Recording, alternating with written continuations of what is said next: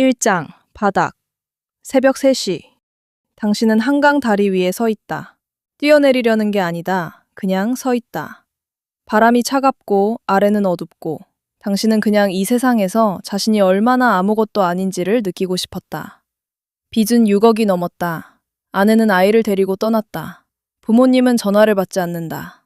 2번의 창업, 2번의 실패, 42살. 당신은 난간에 손을 얹고 아래를 내려다본다. 그때 옆에서 목소리가 들린다. 남자다. 당신보다 나이가 많아 보인다. 왜 여기 있냐고 묻지 않는다. 그냥 나란히 서서 강을 내려다보다가 나도 여기 자주 온다고 말한다. 그리고 한마디를 던진다. 세상이 당신을 이해 못하는 거라고. 그 남자는 연락처도 남기지 않고 사라졌다. 하지만 그 문장은 사라지지 않았다. 집으로 돌아오는 길 내내, 다음 날도 그 다음 날도. 세상이 나를 이해 못하는 것이다. 분노가 아니었다. 확신이었다. 내가 틀린 게 아니라는 확신. 그리고 그 확신이 생긴 순간 당신은 처음으로 다른 사람에게 그 말을 해주고 싶다는 생각이 들었다. 다음 날 아침, 당신은 휴대폰을 켜고 유튜브 채널을 만들었다. 채널 이름은 대충 지었다. 조회수 같은 건 생각하지 않았다. 그냥 말을 내뱉어야 했다. 첫 영상에서 당신은 한강 다리 위에서 있었던 일을 그대로 말했다. 빚 얘기도 했다. 아내가 떠난 것도 말했다. 첫 영상 조회수는 23이었다. 그중 절반은 당신 자신이었다. 그런데 댓글이 하나 달렸다. 저도 그랬다고. 처음으로 자기 얘기를 하는 사람을 본 것 같았다고. 당신은 그 댓글을 10번쯤 읽었다. 그리고 다음 영상을 찍었다. 2장 말의 힘. 2달 만에 구독자가 800명이 됐다. 목소리를 낮추면 사람들이 몸을 앞으로 기울인다는 걸 알았다. 말을 끊으면 숨을 참으며 기다린다는 것도. 확신 있게 말하면 내용이 뭐든 고개를 끄덕인다는 것도. 당신은 실험했다. 매주 2편씩. 사람들이 원하는 건 위로가 아니었다. 설명이었다. 내가 왜 이렇게 됐는지에 대한 이유. 당신이 그 이유를 만들었다. 세상에는 각성한 사람과 그렇지 않은 사람이 있다고. 각성한 사람은 더 많이 고통받는다고. 그 고통이 선택받은 증거라고. 근거는 없었다. 필요하지도 않았다. 오프라인 모임을 원한다는 댓글이 쌓였다. 당신은 수락했다. 홍대 근처 작은 카페. 800명 중 실제로 나타난 건 8명이었다. 화면 너머의 관심과 직접 움직이는 것은 달랐다. 당신은 준비 없이 앉아서 한강다리 얘기, 빚 얘기, 아내가 떠난 얘기를 그대로 했다. 8명 중 5명이 울었다. 모임이 끝나고 한 여자가 다가왔다. 40대 초반, 이혼 직후. 당신 말을 들으면서 처음으로 숨이 쉬어졌다고 했다. 6억의 빚쟁이가 누군가의 숨통을 틔워줬다. 3달 만에 40명이 됐다. 그중 50대 초반 남자가 유독 자주 옆에 있었다. 권고사직 직후였다. 어느 날 그가 먼저 꺼냈다. 한 달에 50만 원을 내고 싶다고. 개인적으로 더 자주 얘기를 나누고 싶다고. 그 돈이 손에 쥐어졌을 때 처음 든 감정은 죄책감이 아니었다. 자격이 있다는 느낌이었다. 3장 선택받은 자들. 참석자가 100명을 넘어서는데 6달이 걸렸다. 그 사이 당신은 한 가지를 완전히 이해하게 됐다. 사람을 묶는 건 돈이 아니라는 건. 돈은 그냥 지표였다. 진짜 묶는 건 당신에 대한 의존이었다. 그 의존을 만들기 위해 당신은 체계적으로 움직이기 시작했다. 먼저 칭찬을 무기로 썼다. 특정 사람을 모임 앞에서 공개적으로 칭찬했다. 이 사람은 각성이 빠르다고. 이런 사람이 옆에 있어서 다행이라고. 그 말을 들은 사람의 눈빛이 달라지는 걸 당신은 똑똑히 봤다. 그리고 며칠 뒤 그 사람을 아무 이유 없이 차갑게 대했다. 연락을 씹었다. 모임에서 눈길도 주지 않았다. 그 사람은 사흘 만에 찾아왔다. 자기가 뭘 잘못했냐고. 당신에게 실망을 줬냐고. 눈이 벌개져 있었다. 한 번 올려놓은 사람은 떨어지는 게 두렵다. 그 두려움이 충성심보다 훨씬 강하다. 그 패턴을 모든 사람에게 반복했다. 어느 날은 더 직접적인 실험을 했다. 50대 남자 신도였다. 전직 교사 출신이었다. 그는 모임에서 늘 앞자리에 앉았고 당신의 말을 수첩에 받아 적었다. 당신은 그를 따로 불러서 한 가지를 요구했다. 지금 갖고 있는 저축 2천만 원을 공동자산으로 맡겨달라고. 이 공동체를 유지하는 데 쓰겠다고 했다. 그 남자는 머뭇거렸다. 노후 자금이라고 했다. 당신은 아무 말도 하지 않고 자리에서 일어났다. 그 남자는 당신을 따라 나왔다. 복도에서 당신 소매를 잡았다. 알겠다고 했다. 이틀 안에 보내겠다고. 당신은 고개를 끄덕이고 돌아섰다. 뒤를 보지 않았다. 핵심 12명을 고를 때 기준은 하나였다. 당신 없이는 무너질 것 같은 사람들. 이미 가족과 멀어진 사람, 직장을 잃은 사람, 이혼하거나 사별한 사람. 사회적 연결이 얇을수록 좋았다. 그들에게 따로 모임을 만들었다. 더 깊은 이야기를 나누는 자리라고 했다. 사람들은 그 자리에 들어오기 위해 경쟁했다. 어느 날 핵심 그룹 중 한 명이 물었다. 우리 모임에 이름이 있어야 하지 않겠냐고. 당신은 며칠 생각하는 척하다 말했다. 각성한 사람들의 모임이니까 각성회라고 하자고. 이름이 생기자 분위기가 달라졌다. 사람들은 각성회 소속이라는 말을 명함처럼 쓰기 시작했다. 그리고 당신은 그 자리에서 처음으로 가족 얘기를 꺼냈다. 각성한 사람의 주변에는 반드시 저항이 생긴다고. 그 저항은 항상 가장 가까운 곳에서 온다고. 부모, 배우자, 오랜 친구. 그들이 당신의 성장을 두려워하는 거라고. 그 두려움이 사랑처럼 포장되어 올 뿐이라고. 12명이 조용히 앉아 그 말을 들었다. 그날 밤 3명이 가족과 싸웠다. 한 명은 남편과 처음으로 이혼 얘기를 꺼냈다. 또 한 명은 부모님 전화를 끊었다.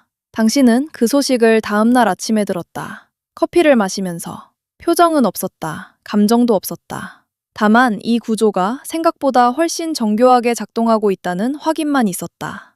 사장, 신. 참석자가 200명을 넘어섰을 즈음 당신은 스스로에 대해 이상한 생각을 하기 시작했다. 처음엔 그냥 역할이었다. 사람들이 원하는 걸 주는 역할. 하지만 매주 200명이 당신의 말에 고개를 끄덕이고 당신의 한마디에 울고 당신의 눈길 하나에 표정이 바뀌는 걸 반복해서 보다 보면 어느 순간 그 경계가 흐릿해진다. 나는 진짜 뭔가를 알고 있는 게 아닐까? 그 생각이 처음 들었을 때 당신은 스스로 웃었다. 말도 안 된다고 생각했다. 하지만 그 생각은 사라지지 않았다. 오히려 점점 자연스러워졌다. 그 무렵 어느 날 모임이 끝나고 한 여자가 남았다. 30대 중반이었다. 반년 전부터 나오던 사람이었다. 핵심 그룹에 들어온 뒤로 달라졌다. 더 자주 연락했다. 더 오래 남았다. 당신의 말을 노트에 받아 적었다. 직장도 그만뒀다. 각성의 활동에 집중하고 싶다고 했다. 그날 밤 그녀는 조용히 말했다. 자신의 모든 걸 이미 드렸다고. 그런데 뭔가 부족하다는 느낌이 든다고. 더 가까워지고 싶다고. 당신은 그 말이 무슨 의미인지 알았다. 잠깐 멈췄다. 이건 아니라는 생각이 분명히 있었다. 이 사람은 당신을 믿고 있고 그 믿음을 이용하는 거라는 것도 알았다. 하지만 그 생각은 오래가지 않았다. 이미 당신은 수백 명의 시선 속에서 너무 오래 살아왔다. 매주 그들의 고개가 당신을 향해 끄덕였다. 매주 누군가가 당신 때문에 삶이 바뀌었다고 했다. 그 반복이 당신 안에 무언가를 만들어놨다. 일반적인 규칙은 일반적인 사람에게 적용되는 거라고. 그건 아직 각성하지 못한 세상의 기준이라고. 그게 그날 밤 당신의 합리화였다. 정교하고 조용하고 반박하기 어려웠다. 그 일이 있고 난 뒤 그 여자는 완전히 달라졌다. 더 헌신적이 됐다. 이탈하려는 사람을 설득했다. 당신을 비판하는 목소리를 먼저 차단했다. 당신이 시키지 않아도. 당신은 그 구조를 봤다. 그리고 반복했다. 2명이 됐다. 3명이 됐다. 모두 자신이 당신에게 가장 특별한 존재라고 믿었다. 모두 서로를 몰랐다. 당신만 전체 그림을 알고 있었다. 한 번은 그중 2명이 같은 날 모임에 나왔다. 당신은 태연했다. 한 명에게는 눈빛을 줬다. 다른 한 명에게는 모임 끝나고 따로 남으라고 했다. 2 사람 모두 자신이 특별하다고 느끼며 그날 밤을 보냈다. 그 무렵부터 당신은 거울을 보는 시간이 길어졌다. 이 얼굴이 수백 명에게 신뢰받고 있다는 것. 이 목소리가 누군가의 하루를 결정한다는 것. 이 판단이 누군가의 인생 방향을 바꾼다는 것. 무섭지 않았다. 오히려 그게 당연하게 느껴지기 시작했다. 그게 가장 위험한 신호였는데 당신은 그걸 각성이라고 불렀다. 5장 통제. 신도가 300명을 넘어서면서 당신은 더 정교해졌다. 돈은 여전히 들어왔다. 월 수입이 4천만 원을 넘어섰다. 하지만 당신의 관심은 돈이 아니었다. 사람이었다. 더 정확히는 사람을 묶는 방법이었다. 가장 확실한 방법은 고립이었다. 당신은 모임에서 조용히 반복했다. 각성된 사람 주변에는 반드시 저항하는 사람이 생긴다고. 그 저항이 사랑처럼 포장되어 온다고. 가족이 걱정한다고 하면 그건 당신의 성장을 두려워하는 것이라고. 친구가 이상하다고 하면 그 친구가 아직 잠들어 있는 것이라고. 말은 직접적이지 않았다. 하지만 결론은 항상 같았다. 핵심 그룹 중 한 여자가 찾아왔다. 남편이 최후 통첩을 했다고 했다. 각성회를 그만두지 않으면 이혼하겠다고. 그 여자는 눈물을 흘리며 어떻게 해야 하냐고 물었다. 당신은 그 여자의 손을 잡았다. 그리고 천천히 말했다. 지금 당신이 느끼는 고통이 각성의 증거라고. 진짜 성장은 언제나 무언가를 잃는 것에서 시작된다고. 그 여자는 일주일 뒤 이혼 서류를 냈다. 그리고 2달 뒤 5,400만 원을 각성회에 헌납했다. 이혼하고 나서야 남편 눈치 없이 쓸 수 있는 돈이 생겼다고 했다. 당신의 손에는 아무것도 묻지 않았다. 비슷한 일이 반복됐다. 부모와 절연한 신도, 사업체를 팔고 돈을 가져온 신도, 직장을 그만두고 각성회에 상주하기 시작한 신도. 당신은 한 번도 직접 요구하지 않았다. 사람들이 스스로 가져왔다. 그게 포인트였다. 당신은 그날 밤 오래 앉아 있었다. 죄책감을 찾으려고 했다. 어딘가에 있을 것 같았다. 하지만 찾을 수가 없었다. 찾으려는 시도 자체가 점점 짧아지고 있었다. 6장. 감금. 탈퇴하겠다는 신도가 늘기 시작한 건 각성회가 4년째에 접어들면서부터였다. 처음엔 1명이었다. 그 다음엔 3명이 한꺼번에 나가겠다고 했다. 당신은 그 신호를 읽었다. 1명이 나가면 다른 사람들도 흔들린다. 흔들림이 전염되기 전에 막아야 했다. 그래서 수련회를 만들었다. 각성의 마지막 단계를 위한 3박 4일 집중 수련이라고 했다. 참가비는 없었다. 오히려 선택받은 사람들만 초대한다고 했다. 탈퇴 의사를 밝혔던 신도들을 포함해서 16명이 경기도 외곽의 펜션으로 향했다. 첫날 밤, 당신은 휴대폰을 모두 걷었다. 외부와의 단절이 각성을 방해한다고 했다. 아무도 이상하게 생각하지 않았다. 당신이 하는 말이었으니까. 이튿날부터 금식이 시작됐다. 육체의 욕망을 끊어야 영혼이 각성한다고 했다. 물만 허용했다. 사람들은 버텼다. 당신을 믿었으니까. 4일째 되던 날, 50대 여자 신도 1명이 쓰러졌다. 당뇨가 있었다. 당신은 알고 있었다. 입회할 때 건강 상태를 확인했으니까. 주변 사람들이 병원에 가야 한다고 했다. 당신은 말했다. 지금이 가장 중요한 순간이라고. 각성 직전의 몸은 반드시 저항한다고. 기도로 버텨야 한다고. 그 여자는 다음 날 새벽에 사망했다. 공황이었다. 16명 중 절반이 당장 나가겠다고 했다. 당신은 문을 잠갔다. 지금 나가면 모두가 법적 책임을 진다고 했다. 여기 있던 사람 전부가 연루된다고 했다. 조용히 처리하면 아무 일도 없다고 했다. 일부는 그 말에 얼어붙었다. 하지만 전부는 아니었다. 나흘째 새벽 4시 30대 남자 신도 2명이 움직였다. 감시자가 교체되는 틈이었다. 화장실 환기구는 작았지만 불가능하진 않았다. 2명 중 1명은 통과했다. 1명은 걸렸다. 탈출한 남자는 신발을 챙길 틈이 없었다. 맨발로 논두렁을 뛰었다. 3km를 달려 24시간 편의점에 들어갔다. 주인에게 전화를 빌렸다. 경찰에 신고했다. 7장 수사. 새벽 6시 22분 경찰차 4대가 들어섰다. 당신은 그 소리를 들었다. 창문으로 내다봤다. 차에서 내리는 경찰들을 봤다. 도망치려는 생각이 들었다. 하지만 몸이 움직이지 않았다. 어딘가에서 이미 알고 있었던 것 같았다. 언젠가는 이렇게 된다는 것을. 신도 13명이 구조됐다. 사망한 여자의 시신도 발견됐다. 당신은 현장에서 체포됐다. 조사는 길었다. 감금, 사망, 금전 착취, 성적 관계 강요. 진술이 쌓였다. 핵심 그룹 중 먼저 무너진 사람들이 구체적인 날짜와 금액과 이름을 댔다. 당신이 꼼꼼하게 관리했다고 생각했던 것들이 하나씩 드러났다. 4년간 각성회로 들어온 돈은 총 34억이었다.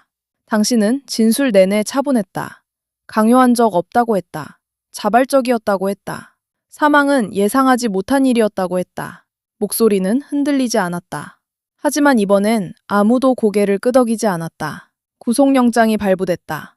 수갑이 채워지던 순간 당신은 처음으로 한강다리 위에서의 그 밤을 떠올렸다. 바람이 차가웠던 것, 아래가 어두웠던 것, 그리고 그 옆에 서 있던 낯선 남자. 세상이 당신을 이해 못하는 거라고 했던 그 말이 당신을 살렸다. 그리고 그 말이 당신을 여기까지 데려왔다. 8장 사이클. 하루는 길다. 아무것도 하지 않아도 된다. 처음엔 그게 견디기 힘들었다. 지금은 익숙하다. 생각할 시간이 많다. 당신은 그 시간에 사람들을 떠올린다. 첫 모임에 왔던 12명, 눈물을 흘렸던 사람들, 가족을 버리고 남았던 사람들, 전 재산을 가져왔던 사람들, 당신 때문에 이혼한 여자, 새벽 4시에 논두렁을 달렸던 남자, 금식 나흘째 새벽에 숨진 여자. 그들이 지금 어디 있는지 당신은 모른다. 면회를 오는 사람이 아직 몇 명 있다. 당신이 억울하게 당했다고 믿는 사람들이다. 당신은 그들의 눈을 보면서 아무 말도 하지 않는다. 말이 필요 없다는 걸 오래전에 배웠으니까. 변호사는 길게 잡아야 7년이라고 했다. 당신은 그 숫자를 듣고 처음으로 아무 생각도 하지 않았다. 7년, 길다. 하지만 나올 수는 있다. 나왔을 때 당신의 나이는 53이 된다. 아직 말을 할 수 있다. 아직 목소리가 있다. 아직 눈을 바라볼 수 있다. 사람은 어디에나 있다. 고통받는 사람도, 설명을 원하는 사람도, 자신이 선택받았다는 말을 듣고 싶은 사람도. 서울이든 부산이든 어디든 마찬가지다. 지금 이 순간에도 어딘가에 42살의 누군가가 있다. 빚이 있고 가족이 떠났고 반지하 방에 혼자 앉아있는. 잠이 오지 않아 유튜브를 켜고 자신의 이야기를 해주는 사람을 찾고 있는. 그는 아직 모른다. 하지만 알게 될 것이다.